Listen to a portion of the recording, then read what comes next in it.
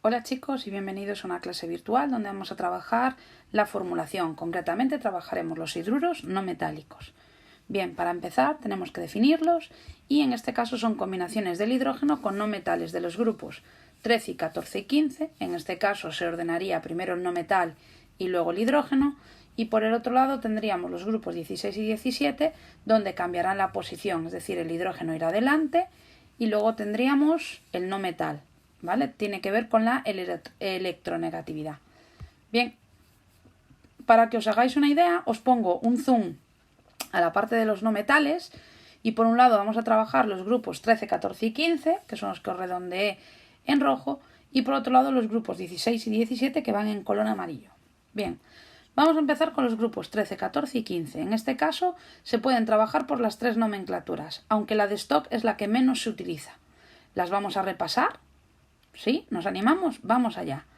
Concretamente empezaremos por la de la UPAC, que es la más extendida, y en este caso emplea la palabra hidruro con los prefijos necesarios para indicar el número de hidrógenos que hay, seguido de la palabra del no metal, es decir, por ejemplo, el BH3 sería el trihidruro de boro, ¿vale?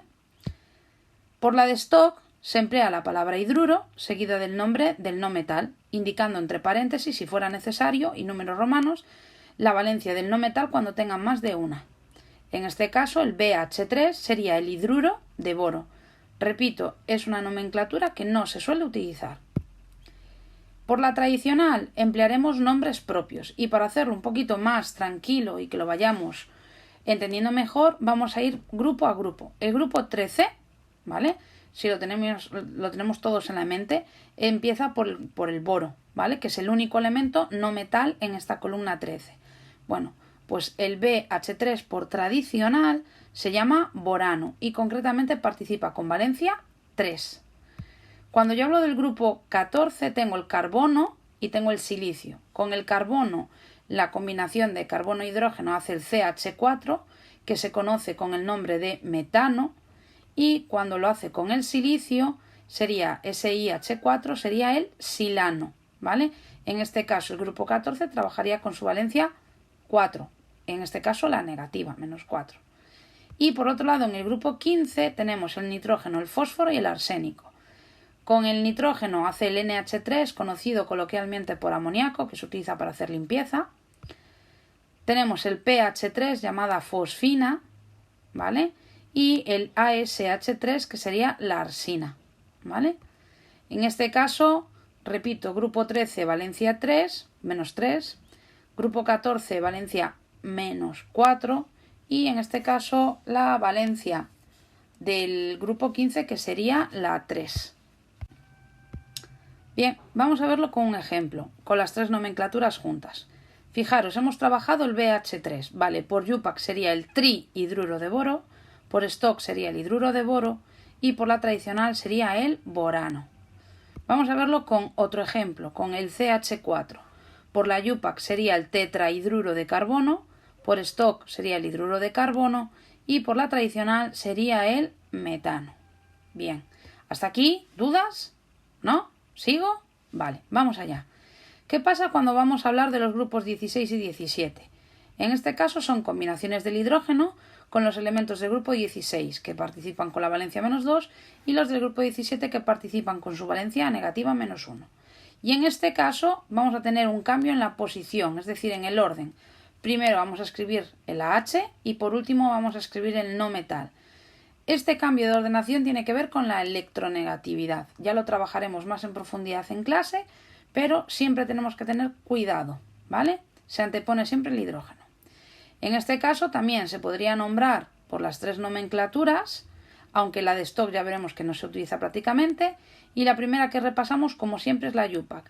Se nombra el no metal terminado en uro, ¿vale? Sufijo uro, seguido de hidrógeno, utilizando los prefijos habituales dentro de esta nomenclatura para indicar el número de hidrógenos que hay.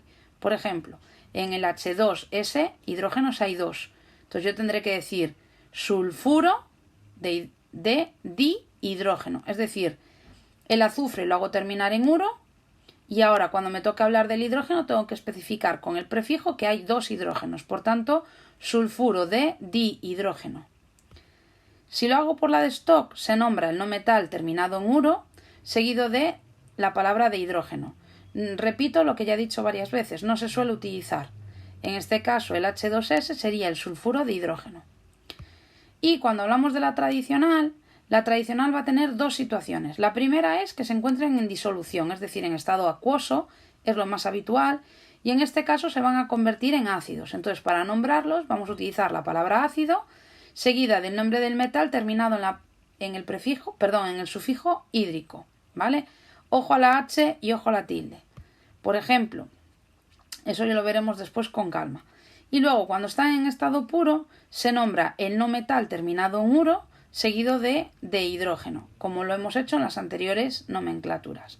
Vamos a ponerlo en práctica con un ejemplo. Imaginaros el H2S. En disolución sería el ácido sulfhídrico, ¿vale? Pongo la palabra ácido, utilizo la base de la palabra del azufre, acordaros que era de las que cambiaba, a sulfuroso, sulfúrico, ¿vale? Pues cojo la raíz de la palabra, sulf, hasta la F, y le añado el sufijo hídrico. Y en el caso de que el elemento esté en estado puro, sería el sulfuro de hidrógeno. Ahora, ¿qué pregunta me podríais hacer? Profe, ¿y cuándo sé si está en estado puro o en estado de disolución? Bien, si el ejercicio no especifica nada, podréis nombrarlo de las dos maneras, ¿vale? ¿Qué pasa si en algún sitio os especifica acuoso o entre paréntesis AC, que es la abreviatura de acuoso? Pues que ahí solo pondréis la opción de ácido terminado en hídrico.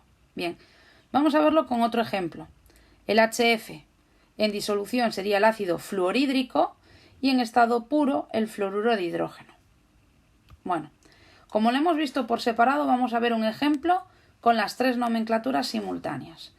El HCl por la UPAC sería el cloruro de hidrógeno, por stock cloruro de hidrógeno, ya repito que no se suele utilizar, y por la tradicional, cuando sea acuoso sería el ácido clorhídrico y cuando sea puro sería el cloruro de hidrógeno, ¿vale?